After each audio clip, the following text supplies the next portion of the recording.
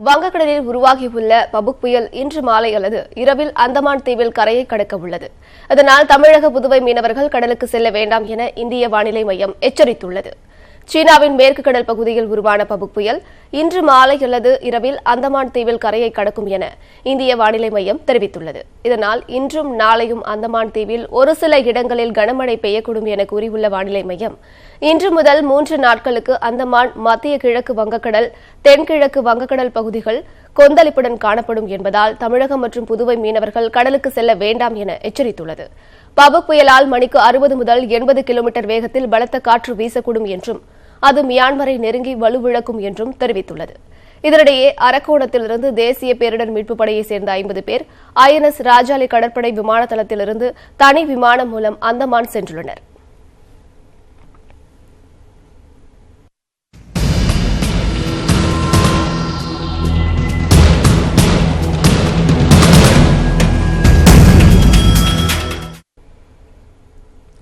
திருவாரூர் இடைத்தேர்தல் நடத்துவது குறித்து தமிழக தலைமை தேர்தல் அதிகாரி சத்யபிரதா சாஹூவின் அறிக்கை அடிப்படையில் தேர்தல் ஆணையம் முடிவெடுக்க உள்ளது.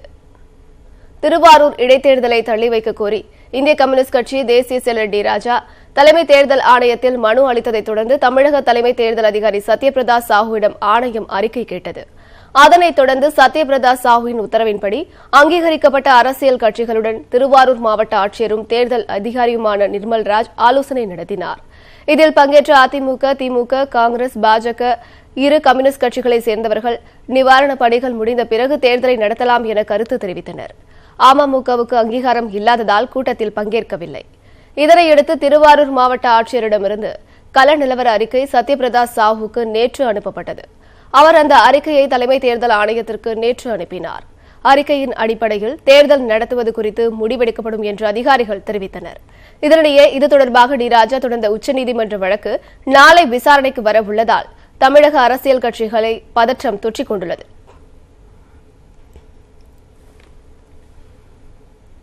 திருவாரூர் இடைத்தேர்தலை சந்திக்க தாங்கள் பயப்படவில்லை என கூறியுள்ள அதிமுக, திமுக, அமமுக கட்சிகள் இது தொடர்பாக பரஸ்பரம் குற்றம் சாட்டியுள்ளன.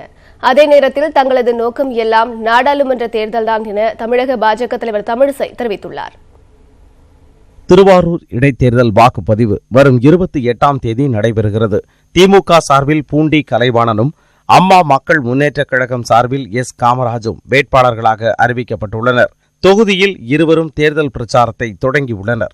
இந்த நிலையில் அதிமுக சார்பில் போட்டியிடுவதற்கு விண்ணப்பித்த 52 பேரில் சென்னை ராயப்பேட்டையில் உள்ள கட்சி அலுவலகத்தில் நேற்று நேர்காணல் நடைபெற்றது.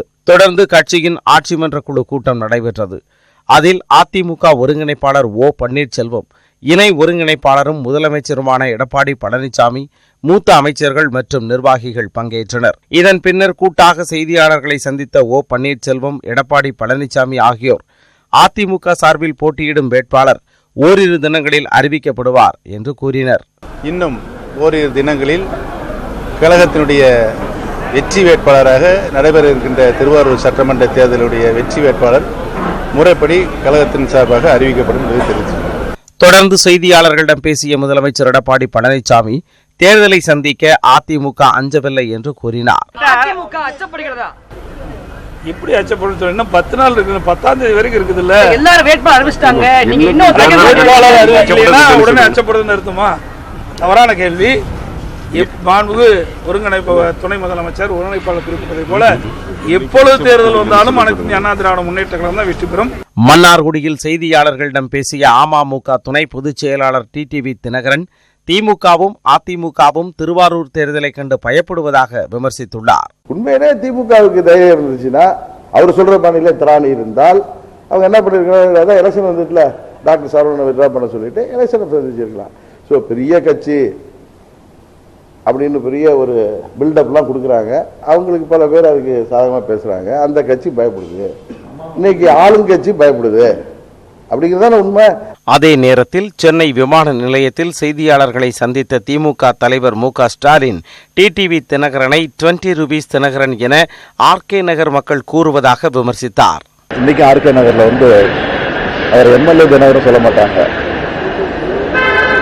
20 ரூபீஸ் தினகரன் தான் அழைச்சிட்டு இருக்கிறாங்க.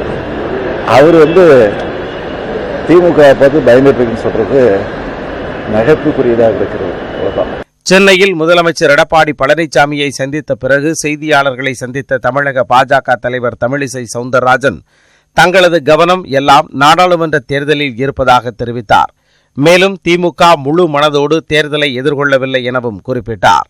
ஆக நாங்க தயாரா இருக்கோம். டி ராஜா அவர்களே, நீங்க அதெல்லாம் போய் தேர்தல் கமிஷனை பார்க்காதீங்க, நீங்க வழக்கு போடாதுங்க. கபில் சிபலை வச்சு ஏன் வழக்கு போடுறாங்க? ஏன் வழக்கை நடத்துவதற்கு தயாராக இருக்கிறார்கள்? அதெல்லாம் நீங்க பண்ண வேண்டாம், நாங்க ரொம்ப தயாரா இருக்கோம், ரொம்ப தைரியமா இருக்கோம் என்று சொல்லும் தைரியம் ஸ்டாலினுக்கு இல்ல. உள்ள ஒரு ஜிட்டரி ஃபீலிங்கோட தான் அவர் போய்கொண்டு இருக்கிறார். இதனிடையே சென்னையில் நடைபெற்ற மக்கள் நீதி மையத்தின் செயற்குழு கூட்டத்தில் திருவாரூர் தேர்தலில் போட்டியிடுவது குறித்த இறுதி முடிவை எடுக்கும் அதிகாரம் கமல்ஹாசனுக்கு வழங்கப்பட்டுள்ளது. பிளாஸ்டிக் பொருட்களுக்கு தடை விதிக்கப்பட்டதை அடுத்து தமிழகத்தில் வாழை இலைக்கான தேவை அதிகரித்துள்ளது. இதனால் விலை கூடி உள்ளதால் விவசாயிகளும் வியாபாரிகளும் மகிழ்ச்சியடைந்துள்ளனர். தமிழகத்தில் பிளாஸ்டிக் பொருட்களை பயன்படுத்துவதற்கு விதிக்கப்பட்ட தடை காரணமாக உணவகங்கள் உள்ளிட்ட கடைகளில் பிளாஸ்டிக் பொருட்களுக்கு மாற்றாக வாழை இலை முழுமையாக பயன்பாட்டுக்கு வந்துள்ளது. நாமக்கல் மாவட்டம் பரமத்திவேலூர் காவிரி கரையோர பகுதிகளான மோகனூர், பரமத்திவேலூர், பாண்டமங்கலம், ஜேடர்பாளையம், ஆனங்கூர், வெங்கரை, பொத்தனூர், வேலூர், அனிச்சம்பாளையம் உள்ளிட்ட பகுதிகளில் ஆயிரக்கணக்கான ஏக்கரில் வாழை பயிரிடப்பட்டுள்ளது. பிளாஸ்டிக் பொருட்களுக்கு தடை விதிக்கப்பட்ட நிலையில் வாழை இலையின் தேவை அதிகரித்துள்ளது. 200 முதல் 300 ரூபாய் வரை விற்று வந்த ஒரு கட்டு வாழை இலை தற்போது 600 முதல் 700 ரூபாய் வரை விற்பனையாவதாக விவசாயிகள் மகிழ்ச்சி தெரிவிக்கின்றனர். ஒரு கட்டு இப்ப 1000 ரூபாயிலிருந்து 500 ரூபாய் வரைக்கும் 900 ரூபாய் கட்ட போல விற்கிது. யாருக்கும் எந்த நட்டம் கிடையாது. மக்கள் இது அதிகம் இலையில தான் சாப்பிடணும்னு சொல்றாங்க. டாக்டர் சொன்னாலும் சரி, யாரு சொன்னாலும் இலையில தான் சாப்பிட சொல்லி இருக்கிறாங்க. சேலத்தில் இருசக்கர வாகனம் மூலமாக சிறு உணவகங்கள் உள்ளிட்ட பல்வேறு கடைகளுக்கு நாள் ஒன்றுக்கு 100 கட்டு இலை விற்பனை செய்வதே கடினமாக இருந்த நிலையில் தற்போது மதியத்திற்குள்ளாகவே 150 கட்டுக்கள் விற்பனையாவதாக விவசாயிகள் தெரிவிக்கின்றனர். பிளாஸ்டிக் பொருட்களுக்கான தடை தொடரும் பட்சத்தில் வாழை, பாக்குமட்டை உள்ளிட்டவற்றிற்கான தேவை அதிகரித்து விவசாயம் செழிக்கும் என்று விவசாயிகள் தெரிவிக்கின்றனர். ஹோட்டலில் எல்லாம் தான் கேட்குறாங்க, இன்னும் கொஞ்சம் விலை கம்மியாக கேட்குறாங்க. ஆனால் கம்மியாக தர முடியாது, ஏன்னா ரேட்டு அங்கேயே அதிகம். மார்க்கெட்டில், தூத்துக்குடி மார்க்கெட்லேயே ரேட் அதிகம், அதனால் நம்ம அதிகப்படுத்தி தான் ஆகணும். நாமக்கல், சேலம், தஞ்சாவூர் உள்ளிட்ட பல்வேறு மாவட்டங்களில் இருந்து சென்னை கோயம்பேடு மார்க்கெட்டுக்கு வாழை இலைகளின் வரத்தும் அதிகரித்துள்ளது. மேலும் 500 பெரிய இலைகள் கொண்ட ஒரு கட்டின் விலை 750 ரூபாயிலிருந்து 1000 ரூபாயாக உயர்ந்துள்ளது. தட்டு போன்ற ஒரு இலையின் விலை 1 ரூபாயிலிருந்து 1 ரூபாய் 20 காசுகளாக அதிகரித்துள்ளது. பிளாஸ்டிக்கால எவ்வளவு கெடுதல்கள்ங்கிறத நம்ம யூஸ்வலா பார்த்துட்டு இருக்கோம். இன்னைக்கு நான் பார்த்தேன், வீட்டில் ஒரு அடி மண்ணை எடுத்தேன், பார்த்தேன் நிறைய பிளாஸ்டிக் அப்படியே இருக்கு, எடுத்து போட்டேன். ஸோ அந்த மக்காத பிளாஸ்டிக்கை யூஸ் பண்ணி உடம்புக்கு எடுத்துக்கிறத விட நல்ல பொருள் தாராளமாக வாங்கி சாப்பிடலாம். இது விலை உயர்வு பெரிய விஷயமே இல்லை. நம்ம மாதிரி உள்ள சாதாரணமான விவசாயிகள் தானே பயனடைகிறாங்க. இதையே நம்ம ஏன் கஷ்டமா நினைக்கிறோம்? முகூர்த்தம் போன்ற சீசன் காலங்களில் இலையின் வரத்தை பொறுத்து விலை நிர்ணயம் செய்யப்படும் என்று கோயம்பேடு மார்க்கெட் வியாபாரிகள் தெரிவித்தனர். பொங்கல் பண்டிகையை முன்னிட்டு சேலம் அருகே ஜல்லிக்கட்டிற்காக 50க்கும் மேற்பட்ட காளைகளுக்கு இளைஞர்கள் தீவிர பயிற்சி அளித்து வருகின்றனர். இதுகுறித்து இந்த செய்தி தொகுப்பில் இப்போது பார்க்கலாம். சேலம் மாவட்டத்தில் பல்வேறு கிராமங்களில் ஜல்லிக்கட்டு போட்டிகளுக்காக காளைகளை தயார் செய்து வருகின்றனர் இளைஞர்கள். வாழைப்பாடி அருகே உள்ள தும்பல், எடப்பட்டி, புதூர் உள்ளிட்ட கிராமங்களில் ஒருவரை பார்த்து ஒருவர் என பலர் நாட்டு காளைகளை வாங்கி அவற்றை பராமரித்து வருகின்றனர். தும்பல் கிராமத்தில் மட்டும் பட்டதாரி இளைஞர்கள் ஒரு குழுவாக இணைந்து புலிக்குளம், உம்பளச்சேரி, காங்கேயம், வடகரை, தேனமரை, வத்திராயிருப்பு என நாட்டு காளைகளை வளர்த்து வருகின்றனர். அவற்றிற்கு கடந்த 6 மாதங்களாக சிறப்பு தீனிகளையும் அளித்து வருகின்றனர். நாட்டு பருத்தி கொட்டை, துவரம்பொட்டு, டெய்லியும் முட்டை 2, உளுத்தம்பொட்டு, கடலப்புண்ணா கொடி ஊற வச்சு அதனுடைய சாறு, தேங்காய் வாரத்துக்கு ஒரு முறை இந்த மாதிரி கொடுத்து நாங்கள் ரெடி பண்ணிட்டு இருக்கோம். ஜல்லிக்கட்டுக்கு போகிறது ஒரு 2 மாதத்துக்குள்ள நாங்கள் ரெடி பண்ணுவோம். ஒரு 6 மாதம் தான், நாங்கள் 8 மாதம் அந்த தீனியை கொடுப்போம் நாங்கள். ஏன்னா அதுக்கு மேற்கொண்டு 4 மாதம் எங்களை கொடுத்து அந்த காளையங்களெல்லாம் அடக்க முடியாது, கட்டு தெரியல. குறைந்த வருமானம் வந்தாலும் அதிலும் பெரும் பகுதியை தங்களது 5 செல்ல காளைகளின் பராமரிப்புக்கு மனமோந்து செலவழிக்கிறார் சாந்தி. எங்ககிட்ட 5 காளை இருக்குது, ஒரு நாட்டு மாடு இருக்குது. நாங்கள் விவசாயம் தான் பண்ணுறோம். கூரை வீடு தான் எங்கள் வீடு. எங்கள் பையன் வேலைக்கு போகுது, 10,000 ரூபாய் சம்பாதிக்குதுங்க. 8,000 ரூபாய் அதுக்கு செலவு பண்ணுறாங்க. எங்கள் வீட்டுக்காரரு வேலைக்கு போகிறாரு. அவரும் சம்பாரிச்சு வரத மாட்டுக்கு பண்ணிக்கிட்டு அப்புறம் எங்களுக்கு இப்படி பண்ணிக்குவோம். சாப்பாட்டு செலவு எல்லாம் நல்லது கெட்டது எல்லாம் அதிலே தான் பார்த்துக்குவோம்.